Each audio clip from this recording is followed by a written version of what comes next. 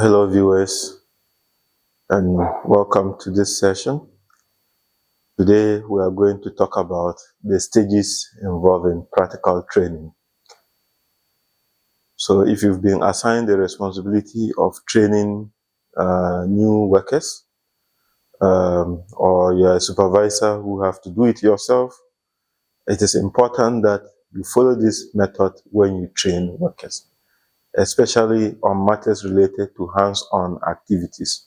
So for example, if you want to train someone on how to use an equipment or how to use an equipment to perform a process operation and so on and so forth, do remember to follow these 4 stages.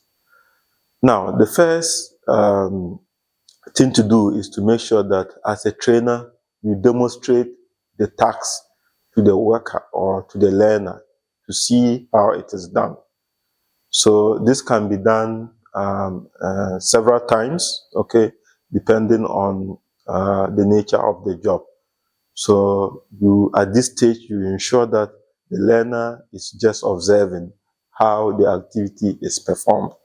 So the learner can observe over a period of time, and then you move to the second stage, which is to perform the task together with the learner. Having observed the activity being performed a couple of times, the learner starts to gain experience on how to perform the activity, right? So you perform the activity together with the learner during the second stage. And again, this can be done several times over a period of time, depending on the nature of the task that is being learned by the learner, right? And the third stage is to give an opportunity for the learner to perform the task alone. So during this stage, the trainer observes and gives feedback to the learner on where things are going right or going wrong, so that they can improve. And again, this stage of the training goes on for a period of time. So this can be hours, it can be days, it can be weeks, or even months, depending on the nature of the task that is being learned. Okay, and the final stage is to allow the learner to perform the work or the task independently, and then at this stage, the trainer doesn't give feedback anymore, and this is referred to as the assessment stage. So during this phase of the process, the trainer is just observing and noting down points with respect to how the learner is performing the activity, and after that, the trainer decides, based on what he or she has observed, whether the learner is competent or not yet competent.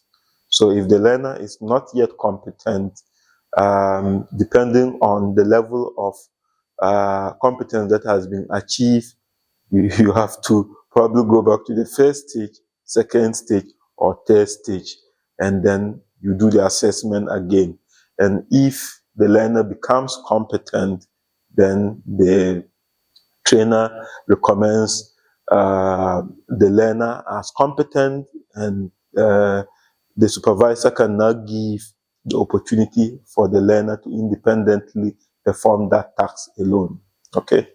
Now, this is very important, that during the training stages, the learner should not be allowed to work alone, independently, because he or she is not competent yet, and many things could go wrong. So the learner should always be under guide or under supervision all the time. Okay. It is also important that all the documentation, the training logs that the trainer used to train the person. Remember, the training log identify specific things that the learner must know, okay? And when the learner knows how to do it, the trainer signs off. So the training logs, the assessment logs, that is finally used to assess the competence. Maybe there are some attendance sheets or relevant documents that the learner has reviewed together with the trainer, are being documented and retained. So this has to be available for verification in the future. Maybe for audit purposes, they may want to see the competence of the person that has been trained, and these are evidences that you can show to auditors or other officers that may need it for verification purposes. Thank you very much for watching, and then share this video with your friends so that they can also learn.